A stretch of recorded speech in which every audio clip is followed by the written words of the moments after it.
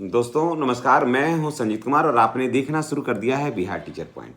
दोस्तों जैसा कि पता है कि होली जो है वो बिल्कुल जैसे ही समाप्त होता है उसके तुरंत बाद है, या कहिए कि मार्च के शुरुआत में है, या जैसे ही अप्रैल महीना समाप्त होता है तुरंत बाद है। तो ऐसे में वेतन भुगतान संभव नहीं था नेक्स्ट मंथ में। तो सरकार ने कदम उठाया कि सभी शिक्षकों को और बिहार के सभी कर्मचारियों को होली के पूर्व वेतन का भुगतान हो जाए। तो चलिए आज हम आपको बताते हैं कि होली के पूर्व वेतन भुगतान में क्या क्या बाधाएं हैं। क्या बिहार के सभी शिक्षकों को वेतन का भुगतान हो जाएगा? अगर हाँ तो कैसे, और नहीं तो क्यों नहीं हो पाएगा? दोस्तों जैसा कि आप सबों को पता है कि बिहार में लगभग 6 लाख शिक्षक हैं। 6 लाख शिक्षक हैं, तो 6 लाख शिक्षकों को एक साथ वेतन भुगतान संभव नहीं हो पाता है। इसके लिए युद्ध स्तर पर काम करना होता है और प्रयास करते करते भी कुछ जिला को होता है, कुछ जिला वैसे ही छूट जाता है। लेकिन जहाँ के कर्मचारी, जहाँ के बीआरसी से लेकर के डीओ ऑफिस तक कर्मचारियों की कार्यशैली जो टनाटन, वहाँ वेतन भुगतान हो जाता है समय से पूर्व। लेकिन थोड़ी सी भी अगर शिथिलता बरती जाती है तब मामला जो है वो पेंडिंग हो जाता है। देखिए, शुरुआत होती है सबसे पहले विद्यालय से।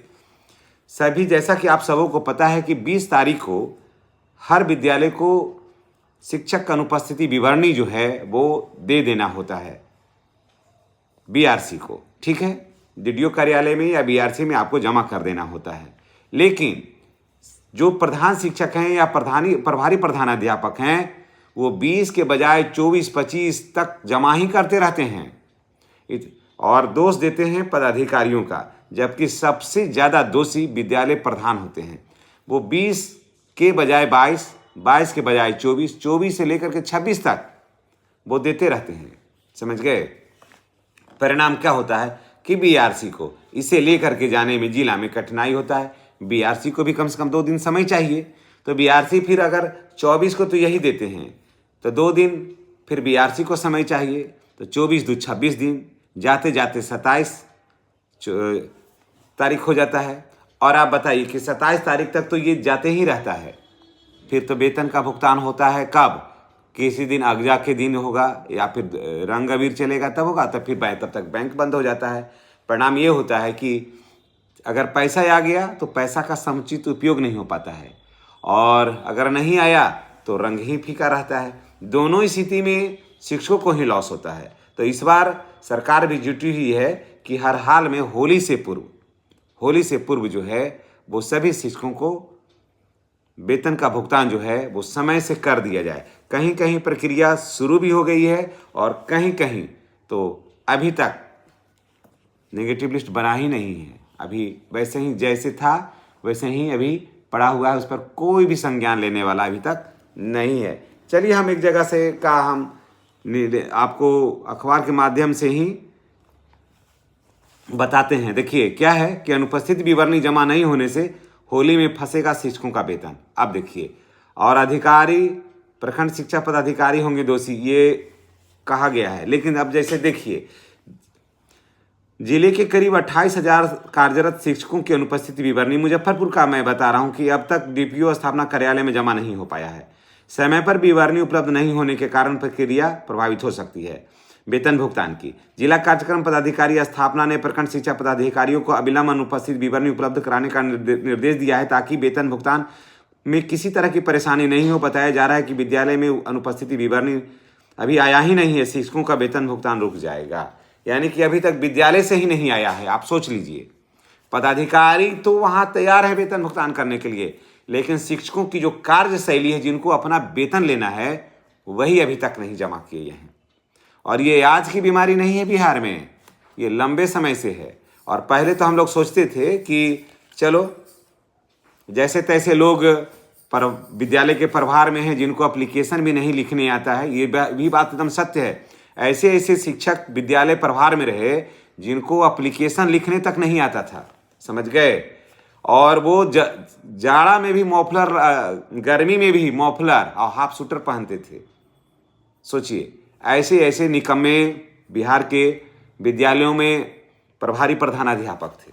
समझ गए? तो फिर हम लोगों ने सोचा कि चलो अब कार्यशैली बदलेगी और सरकार ने कदम उठाया, बहुत बढ़िया, हम सरकार के इस कदम का सराहना करते हैं, धन्यवाद देते हैं कि प्रधान शिक्षकों की बहाली हुई।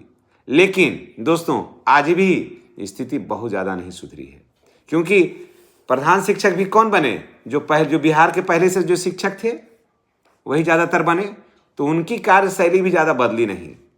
समझ गए? इसको मुझे कहने में कोई परहेज नहीं है कि इन प्रधान शिक्षकों के आने से भी विद्यालय के कार्यशैली में कोई बदलाव नहीं हुआ है। समझ गए?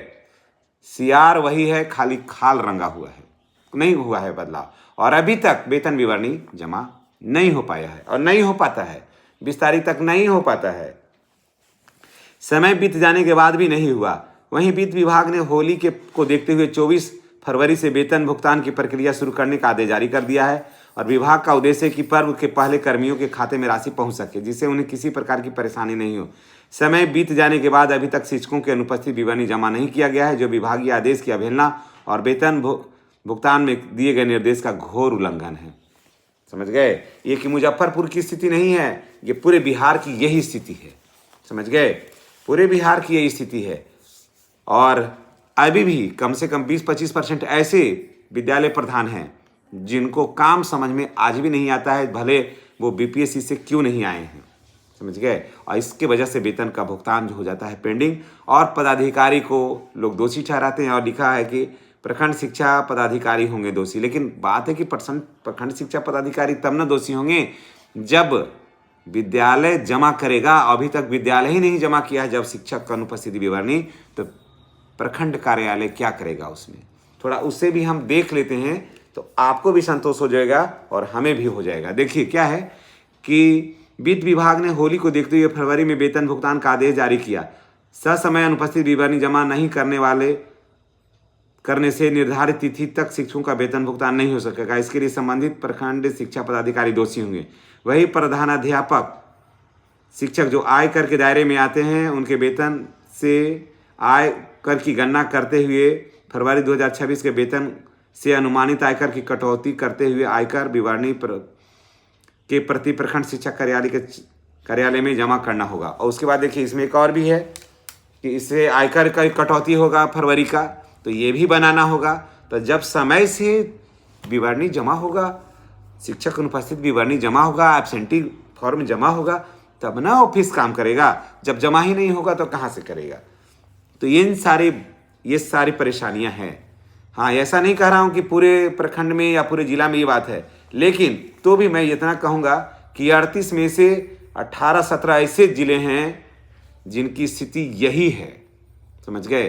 तो ऐसे में शिक्षकों को अपना कार्यशैली बदलना होगा और तभी जाकर के सब कुछ धरातल पर आएगा और समय से वेतन का भुगतान होगा। बाकी तो क्या होता है वो तो आप ही जानते हैं। तो इस चलते देखिएगा, बहुत सारे, हमें नहीं लगता है कि 38 के 38 जिलों में वेतन का भुगतान जो है वो समय से हो जाएगा, क्योंकि अभी तक का अनुपस्थिति विवरणी नहीं जमा हुआ है। उसके बाद आयकर की कटौती भी किया जाना है, तो उसके लिए भी फॉर्मेट तैयार किया जाएगा। तो इन सारी बातों को लेकर के वेतन हो सकता है कि होली का ज़्यादातर 10-12 प्रखंड में हो जाए, बाकी सारे लोगों का वेतन फंस जाएगा। चलिए इसी के साथ हम आपसे विदा लेते हैं। हम यही उम्मीद करेंगे कि जितने भी प्रधान शिक्षक हैं वो आवाज़ को सुने, हमारी बातों को समझें और अविलंब शिक्षक अनुपस्थित विवरणी जो है और आयकर कटौती का जो ब्यौरा है वहाँ जाके जमा करें, ताकि समय से जिला को ये सब उपलब्ध कराया जाए। चलिए इसी के साथ हम आपसे विदा लेते हैं। नेक्स्ट वीडियो में हमारी और आपकी फिर मुलाकात होगी। चैनल पर नए हैं तो चैनल को सब्सक्राइब करना नहीं भूलिएगा। धन्यवाद।